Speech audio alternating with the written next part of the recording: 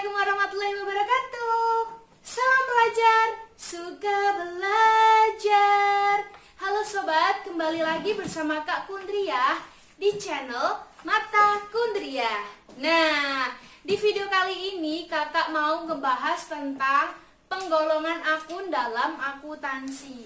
Jadi buat sobatku akuntansi yang masih bingung buat masukin akun ini tuh termasuk bagian mana, nanti kalau nyusun buku besar ini urutan keberapa, jadi jawabannya ada di video ini. Oke, sekarang kita langsung masuk aja ke pembahasan. Jadi intinya kalau di dalam penggolongan akun itu sebenarnya tuh ada 5 akun. Nah, 5 akun ini nantinya dipecah-pecah menjadi beberapa bagian. Oke, kita langsung tulis aja di papan biar kelihatan ya. Oke, yang pertama itu ada yang namanya maaf ini pulpennya salah. Yang pertama itu namanya itu aktiva. Aktiva ini bisa kita katakan sebagai harta atau harta. Nah, aktiva ini sendiri dibagi lagi menjadi 2, yaitu aktiva lancar sama aktiva tetap. Oke, kita tulis. Yang pertama itu urutannya aktiva lancar. Yang kedua itu ada aktiva tetap. Aktiva tetap. Nah, jadi buat sahabat akuntansi yang lagi belajar tentang akuntansi, dibiasakan mulai dari sejak dinilah intinya kita harus belajar tentang nama akun dalam bahasa Inggris. Jadi ini nanti kakak kasih dari bahasa Inggrisnya juga gitu ya, dalam kurung ya. Kalau aktiva itu namanya kalau dalam bahasa Inggris itu aset. Jadi biar nanti kalau misal teman-teman udah masuk ke tahap kayak pakai aplikasi My Accounting, jadi kalian nggak kaget gitu karena udah belajar sejak dini. Nah, kalau aktiva lancar itu dalam bahasa Inggris itu namanya current asset. Current asset. Nah, kalau aktiva tetap itu namanya fixed asset. Tulisannya fixed. Jadi kita bacanya fixed asset. Nah, oke. Yang kedua itu namanya utang atau kewajiban. Kewajiban atau utang. Nah, ini bahasa Inggrisnya liabilities. Liability. Nah, kewajiban ini nanti terbagi menjadi utang-utang apa aja. Oh, ada utang jangka pendek sama utang jangka panjang.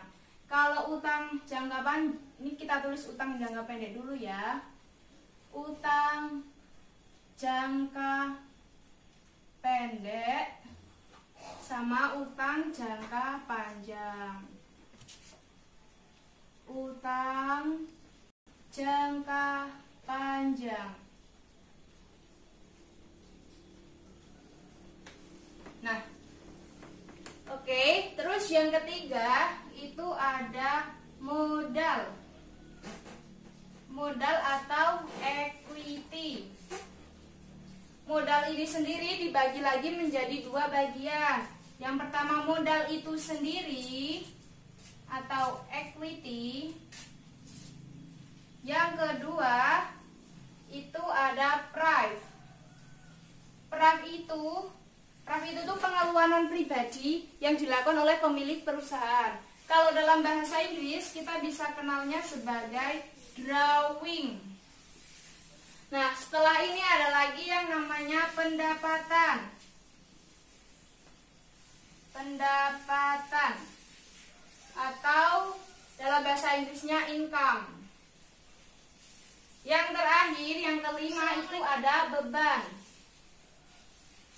Beban atau dalam bahasa Inggrisnya equity. Oh, I'm sorry, beban itu expense. Expense. Oke, jadi penggolongan akunnya itu ada 5 seperti ini ya. Nah, terus sekarang kakak mau ngerinci lagi di bagian aktiva lancar atau current asset itu ada apa saja. Jadi begini, kalau aktiva lancar itu tuh harta yang sifatnya itu dapat dicairkan dalam jangka maksimal itu 1 tahun. Nah, Jadi yang masuk dalam aktiva lancar itu apa-apa yang bisa kita cairkan dalam 1 tahun. Oke, kakak ulangi lagi, intinya bisa kita cairkan, kita jadikan uang, itu paling lama itu 1 tahun, betul sekali. Oke, aktiva lancar itu ada yang namanya kas. Pertama itu kas. Kas ini kalau dalam bahasa Inggris namanya itu cash. Seperti ini tulisannya. Nah, kas ini itu tuh yang berhubungan dengan keluar masuknya transaksi yang ada di perusahaan. Nah, di bawahnya kas itu ada yang namanya kas kecil. Kas kecil atau dalam bahasa Inggrisnya petty cash. Nah, kalau apa sih bedanya kas sama kas kecil? Intinya begini, kalau kas kecil itu tuh yang dilakukan di perusahaan tuh untuk pengeluaran yang sifatnya kecil. Biasanya perusahaan itu menerapkan ada yang 500.000, 1 juta, 2 juta gitu. Nah, untuk pengeluaran yang sifatnya besar dia pakainya kas. Jadi nanti dalam siklus akuntansi kas kecil itu ada transaksi tersendiri gitu. Contohnya di perusahaan dagang. Kalau perusahaan jasa itu jarang menggunakan kas kecil gitu ya. Oke, selain kas kecil, habis kas tuh ada piutang. Piutang usaha. Atau dalam bahasa Inggrisnya account receivable. Account receivable. Nah, account receivable ini atau piutang usaha itu tuh maknanya tuh kalau seseorang meminjam ke kita. Contohnya begini, kalau kita perusahaan jasa ya, contohnya jasa mebel, pembuatan mebel. Ada orang yang memesan ke kita, Kak tolong dong buatin saya mebel senilai 5 juta sekian gitu kan.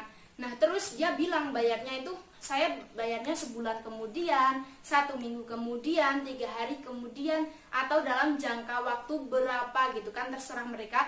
Nah itu yang dikatakan dengan account receivable atau piutang usaha. Nah selain piutang usaha ada juga yang namanya sewa dibayar di muka. Sewa dibayar di muka. Nah, sewa dibayar di muka ini kalau dalam bahasa Inggrisnya namanya itu prepaid rent.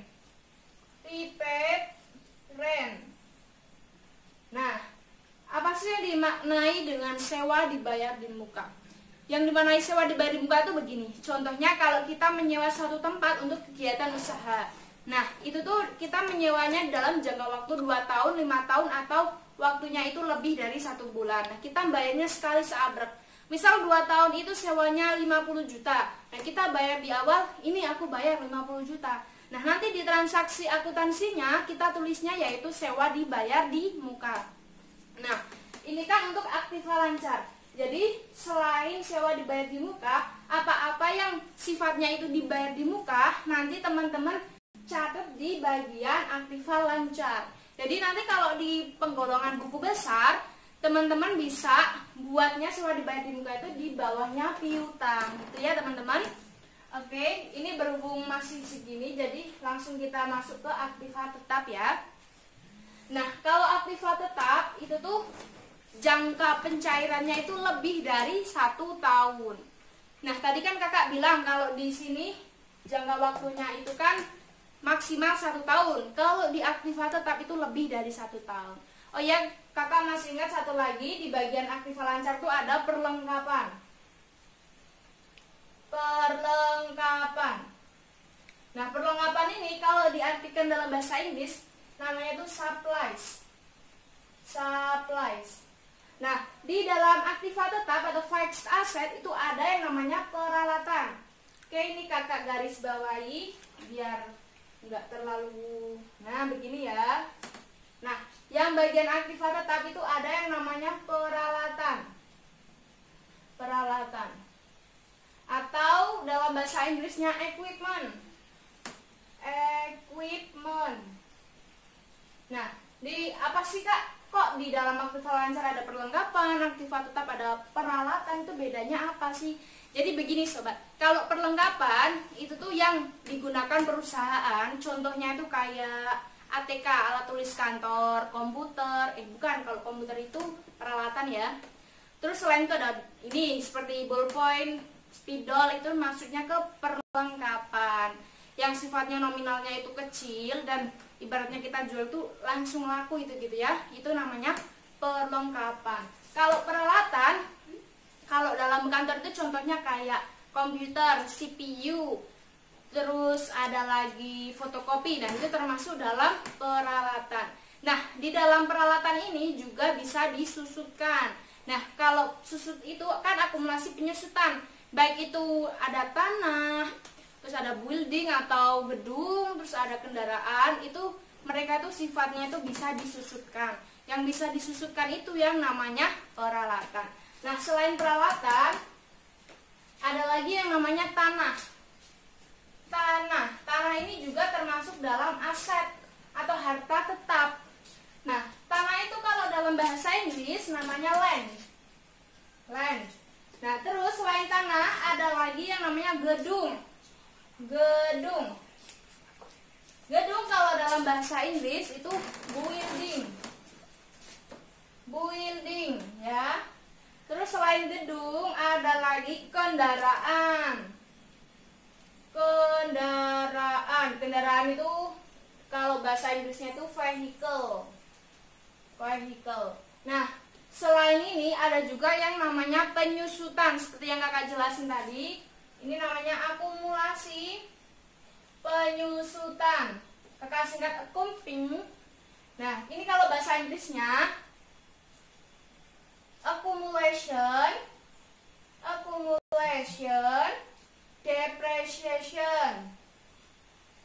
depreciation. Nah, gunanya akumulasi penyusutan itu untuk apa? Jadi kakak jelasin seperti tadi, kalau akumulasi penyusutan itu tuh untuk menyusutkan aktiva tetap atau harta tetap. Jadi nanti kalau misalnya gini ya, kan kalau harga misalnya kendaraan gitu kan, kendaraan kan setiap tahun itu mengalami penyusutan. Jadi kalau kita beli kendaraan hari ini, kita udah pakai, terus kita jual di tahun kemudian, kan otomatis ada yang namanya penyusutan. Nah, penyusutan ini itu nanti bisa untuk menentukan harga buku atau harga buku yang bisa nanti kalau kita jual itu kita dapat, gimana caranya bisa dapat, intinya itu nggak mengalami rugi karena penyusutan ini. Nah, penyusutan ini bisa jadi untuk gedung, kendaraan, sama peralatan. Nah, oke, sekarang kita masuk ke akun yang kedua, yaitu ada akun kewajiban atau bisa kita dengar dengan utang. Nah, dalam istilah bahasa Inggris itu namanya liabilities. Nah, di dalam akun ini dibagi menjadi dua, yaitu utang jangka pendek, terus ada utang jangka panjang.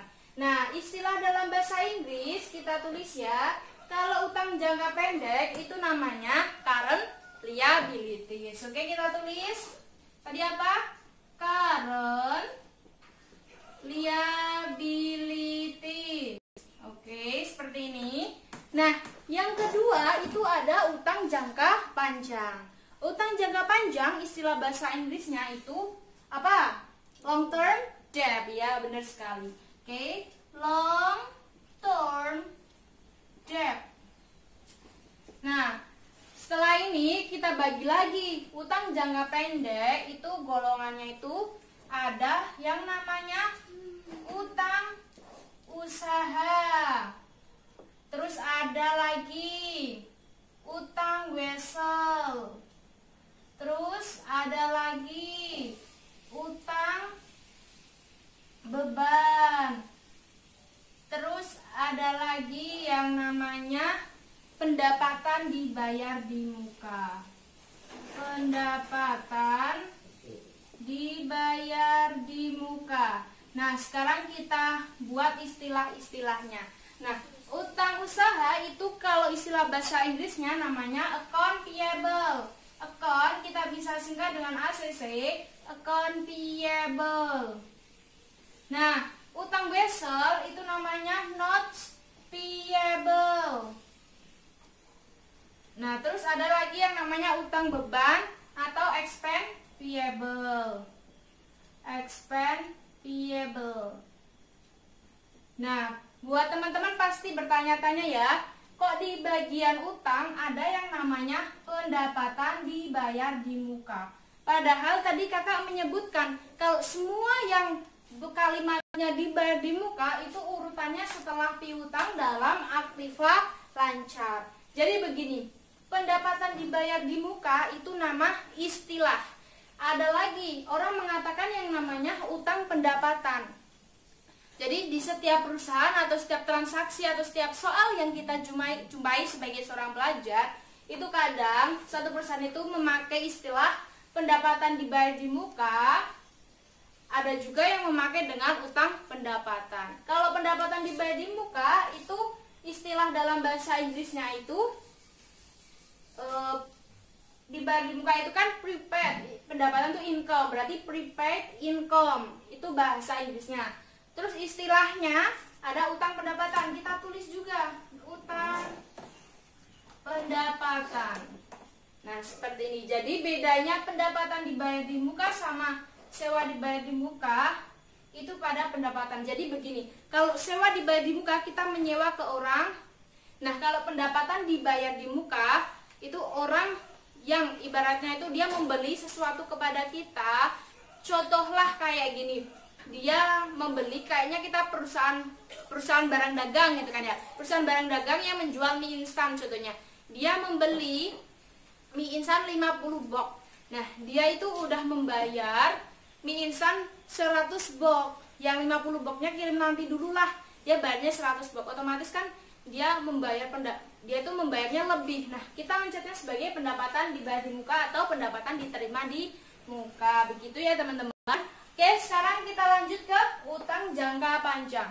Utang jangka panjang ini ibaratnya utangnya itu pelunasannya itu lebih dari 1 tahun. Kalau utang jangka pendek itu masa pelunasan itu maksimal itu 1 tahun.